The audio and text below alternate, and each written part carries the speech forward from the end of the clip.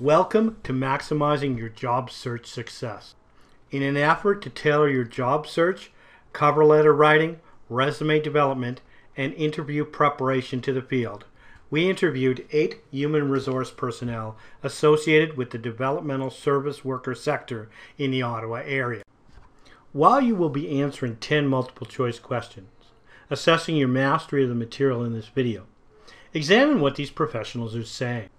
It will help you immensely in acquiring a position in the DSW sector after you graduate. Here are the people we videoed in an effort to maximize your job search success. Matt Robertstad, Eastern District Recruitment and Employee Relations Specialists, Christian Horizons. Marielle Riyad, Human Resource Assistants, Ottawa Carleton Association for Persons with Developmental Disabilities. Brad Purvis, Human Resource Assistant, Ottawa Carleton Life Skills. Daniela Barra, Worker Bank Coordinator, Respite Services. Lisa Giffen, Human Resource Manager, Tamir. Chantal Lalonde, Human Resource Office Manager, the Ottawa Rotary Home. Karen Walker, Program Supervisor, Total Communication Environment. And Jill Broadbent, Program Coordinator, Wise Al McClure.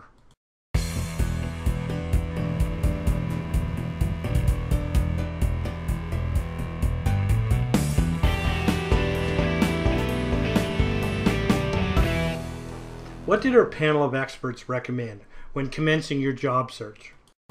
Field placements are very important. When you start here in a field placement, a lot of the supervisors, if you're doing a good work, a lot of the supervisor will give me a call and let me know that this person is applying for a relief and they've done an awesome job at our program and we would like to hire them. So at this point, we already, while we're interviewing you, while we're looking into all the documents, we already know what program you're going to be working at, and you already know a feel of everything, and we already have a reference right on before you even start.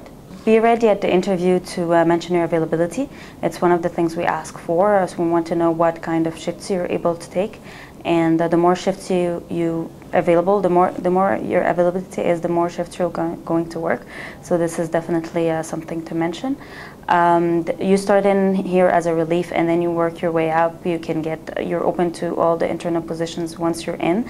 So it's important that you take the most shifts you can as a relief and to be on the short list for the supervisors, and as well you'll get your chances of seniority will be higher, and that will give you internal posting. Job search hints from Ottawa Carleton Life Skills point of view. The first requirement is to have a driver's license. You must have at least a G2 and better having a G license, and that requirement stems from the fact that we expect our staff to drive our agency vehicles, drive the clients on outings, activities, to client appointments, and so that is our first requirement. The second requirement is standard level A, first aid and CPR certificate. That must be in place or we cannot offer you employment.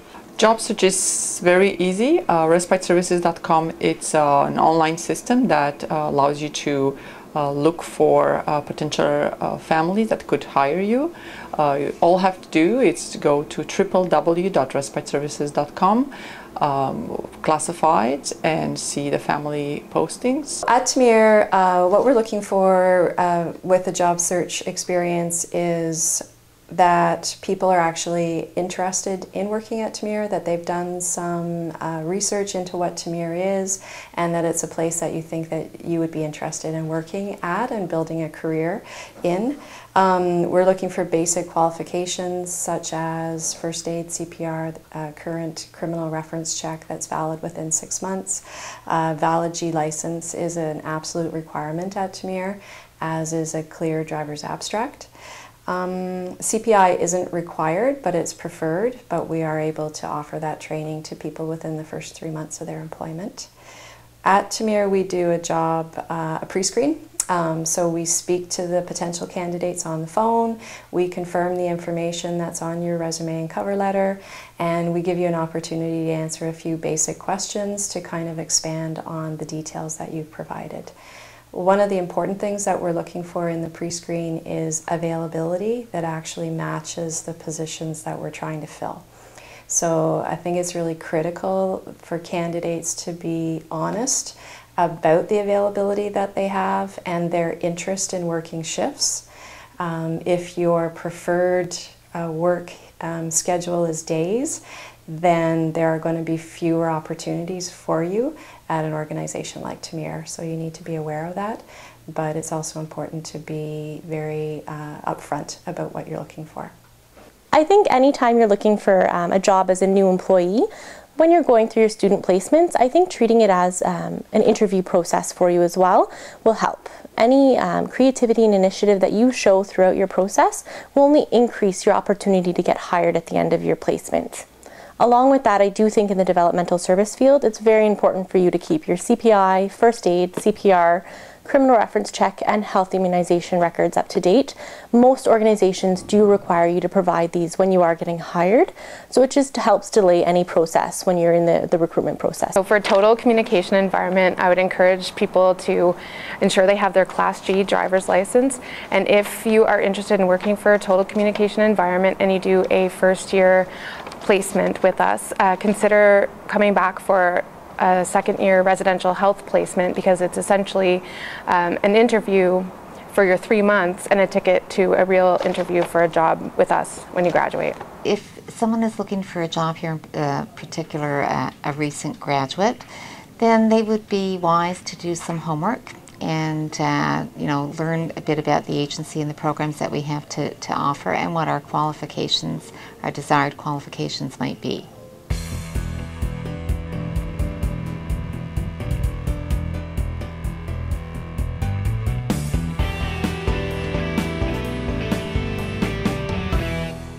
What did our panel of experts recommend when submitting your cover letter? The ability to match your qualifications, your skills and experiences with that position, that is the greatest opportunity to do so, is through the cover letter. As an organization, we really like to see people that could come on board, that mesh with our vision, mission, and values as an organization. A cover letter is a great opportunity to do that. It's a great opportunity to communicate that. So by reading the job description, by reading the job posting, looking at those key concepts that we look for, and personalizing your cover letter to that will give you the greatest opportunity for us to see, a match with the organization and yourself. It's important to mention that you're studying DSW and the year. These two information are required to know if you're first year or second year. For cover letters, let me be clear in just stressing the first important thing is spelling, spelling, and more spelling. So please do a spell check. It looks very professional when a resume comes in with a cover letter. There's no spelling or grammatical errors. That's a good sign, a good first impression. And second, please keep the cover letter to a page or less. It shouldn't be more than a page. 3/4 of a page is great. And what the cover letter should do is summarize what's in your resume. And so maybe pick out the top 3 or 4 highlights of the resume that you think are relevant to the job that you're applying for, and really stress those in the cover letter. And summarize those the best you can, as well as some of your qualifications. And then it should make me want to read more, and so then I would flip into the resume to find out more information. In the cover letter, it will be very important if you can mention your experience working either directly with families, either your experience in group homes, day programs, or a school setting. When we receive a cover letter, what we're looking for is that it's customized to the organization, so it's not a form letter. It refers to the actual position that you're applying for, and that you've taken an opportunity to look at the job posting and the core duties that are listed there, and try to give us an examples of how your skills and abilities meet those requirements. When I'm looking at cover letters for any new or potential employees, I think it's really important to customize your cover letter. Show that you've done your research. If you can link your past experiences even to the organization's mission, vision, and values, it shows your dedication, it shows your loyalty towards that organization, and it shows that you'll have a very good fit and you'll have a great time with the organization. Along with that, when you're customizing the cover letter, make sure that you put the right organization's name. I don't think I can count on two hands how many times I've received a cover letter for a completely different organization than for where I'm working for. For cover letters, I'd like to give you a few tips for when you're applying to Total Communication Environment. The first tip is always edit your work and make sure you use spell check, because if you're going to apply for a job and your cover letter has spelling errors, the agency may automatically infer that your written work upon hire would also require some extra support. And address the cover letter to the agency with which you are applying. Make sure that you're not putting someone else's agency on the cover letter that you're writing for Total Communication Environment. And also your objectives list. Within your objectives, if you say you would really like a job in the school board but you're applying for residential, that may, squash your chances for an interview with us. And also direct your cover letters towards the specific job you are applying for. If someone is submitting a cover letter, then I would suggest that they don't write a lengthy letter, that they just write a very short letter saying that they're a recent grad and they're looking for a position within our agency and that they've attached a resume. We don't need any great lengthy stories in a cover letter, but I would also suggest too that they make sure that they're addressing it to the right person. You can find that information on our website, who it should be addressed to, and that they check their resume to make sure that it is updated prior to sending it.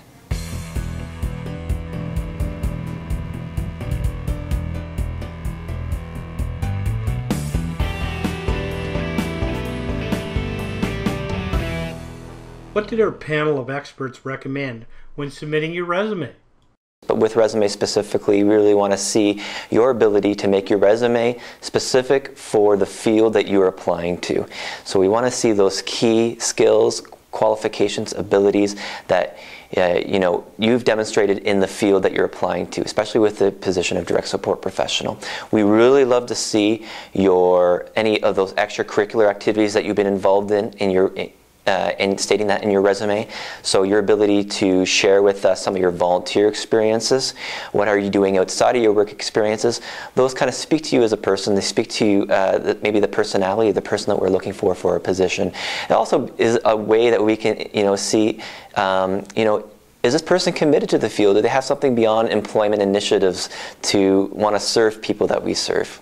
And to include the DSW, to include the languages you speak, so if you're bilingual or not, to include the trainings, CPR, first aid, CPI. These two are the main ones we're looking for, and also to include the year, of course, for the DSW, and if any extracurricular activities that has to do with the field. As far as any resume tips, I do 95% of our recruiting here, so when I'm looking at resumes, anything more than 2 pages is too long. Be brief, be concise. It shouldn't be any more than 2 pages. But what I'm looking for is direct work experience. So really highlight your student placements.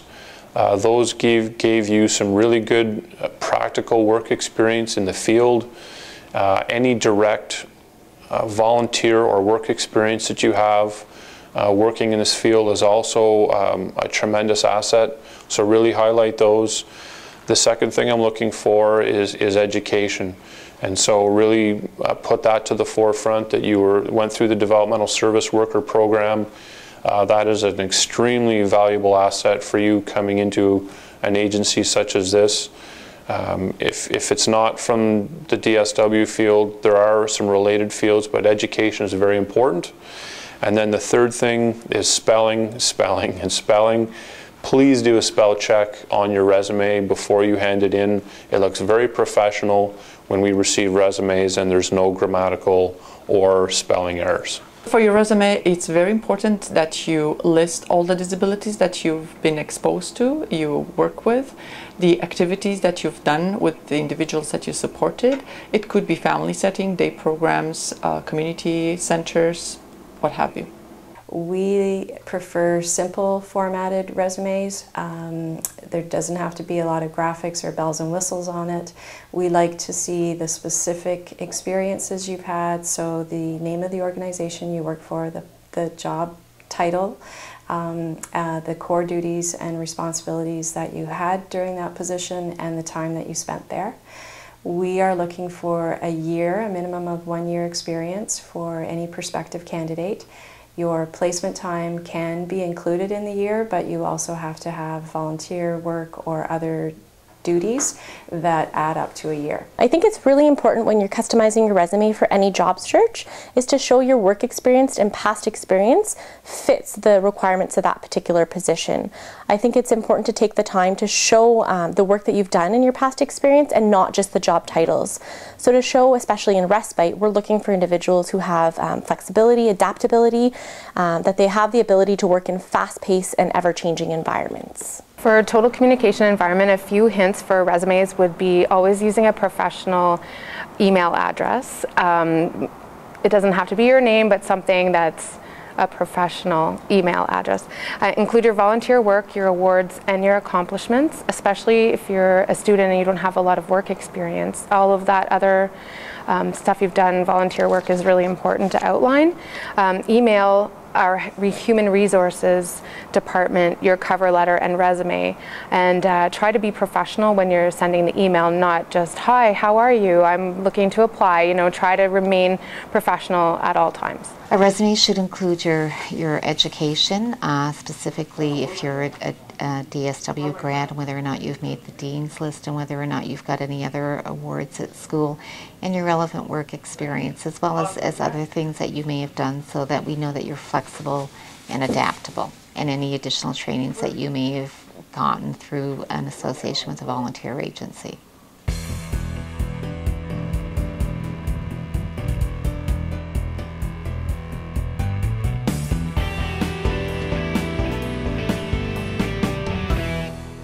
What did our panel of experts recommend when preparing for an interview?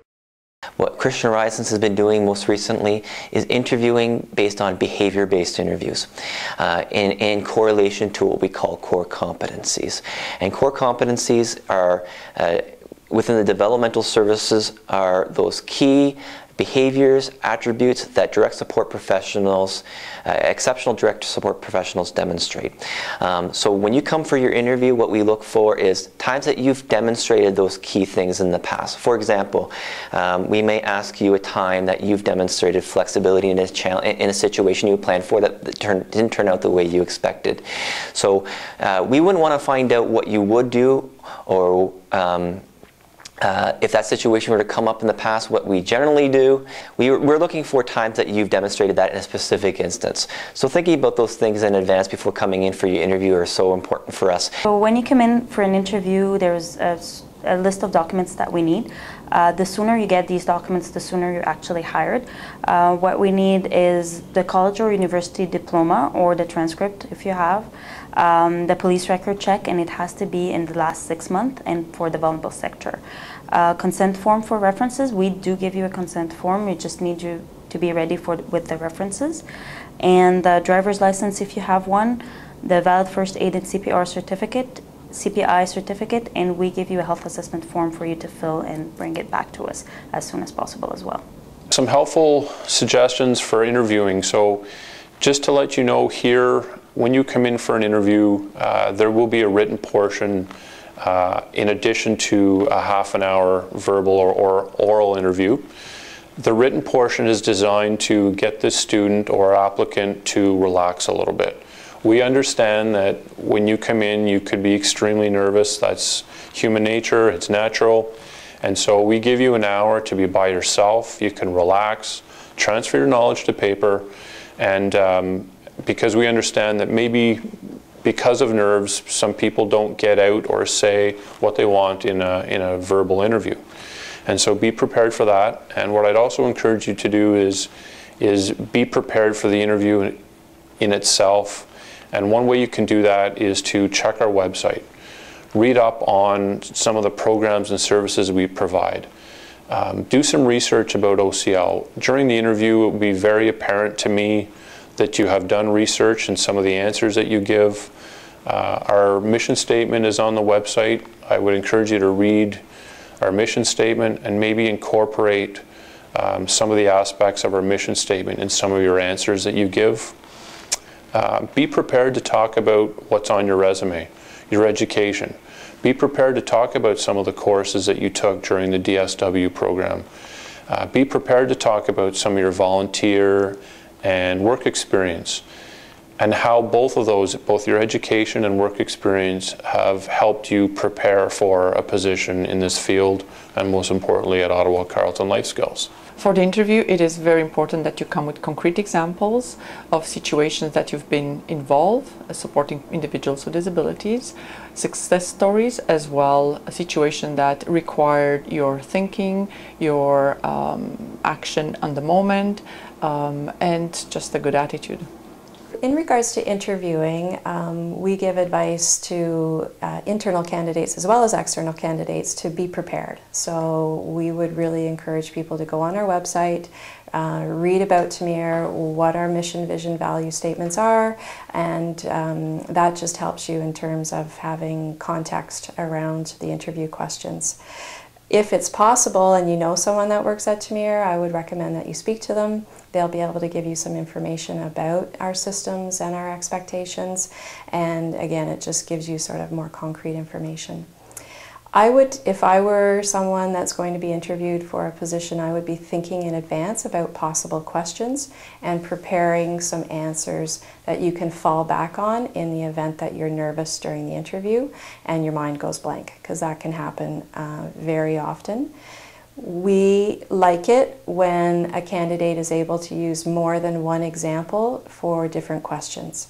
We often find that a candidate will use the same example to answer multiple questions, and we're really looking for a range of experience, and you are sort of evaluated accordingly. It kind of goes without saying, but comprehensive answers are critical. We can only evaluate you based on what you're saying. You may make an assumption that we know what the procedure is for medication administration, but we're looking for you to be able to specify the steps, as an example, so that we can give you full scoring. When you're coming in for an interview, I think it's really important that not only are you being interviewed, you're interviewing the organization. So come with questions. Make sure that you're taking the time to find out if the organization is not only going to want you as an employee, but you're going to want them as an organization for you. Not only will this help you with your job search, it'll also make sure that you're providing the best quality care to the individuals that you're supporting, and that's exactly what you went to school for. For total communication environment, I would stress for interviews to always be professional. Even if you've done a placement with us, don't walk in assuming that you'll be hired. You know, try to keep it like you're meeting the interviewer for the first time. Bring reference letters with you. Be prepared for questions on managing a household. Be able to talk about a variety of practical skills that are real aspects of the job, even if you don't think that they are necessarily relevant. A few of them would be multitasking, taking phone messages, managing money and budgeting, grocery shopping and meal preparation for a group, data collection, knowledge of healthy foods and lifestyles, and most importantly, how you can have the residents actively participate in these activities of daily living and help maintain their home. Always relate it back to how you can help the residents achieve these goals. Be realistic about your availability, what type of shifts you are able to work. For example, it is better not to say that you are available for overnight awakes if you don't plan on ever working them. Be prepared that the job is 24/7 in residential, so you will be required to work a variety of shifts, including overnights, weekends, and short shifts. And you should know this before you apply for the job. Be on time for the interview, and prepare for the interview by reviewing the company's website, Total Communication Environment's website. Obtain knowledge of our mission statement and what the agency is about before you go. When someone comes to interview, it's important when they arrive at our agency that they ask for the person that they're going to be interviewed by. Coming in and saying that I have an interview doesn't really cut it. We are a small agency, so there are only a small number of us that would interview candidates for any positions that we would have.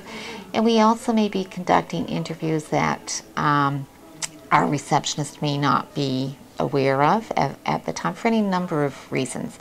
But regardless of that, it is important that the person coming in to interview asks for the correct person, that they bring a copy of their resume with them, and that the resume that they bring with them should be the same resume that they submitted by email to get the interview in the first place.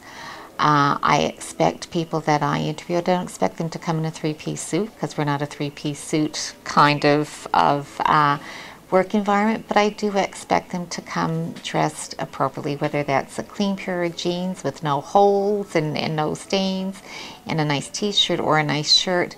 I expect them to come dressed, because it is a job interview and it is a professional position that they're applying for. I would expect that they would have done some homework, so that when we sit down and we introduce ourselves, we often start off by saying, and what can you tell us about our agency? So, you know, it's important that they do their homework before they come.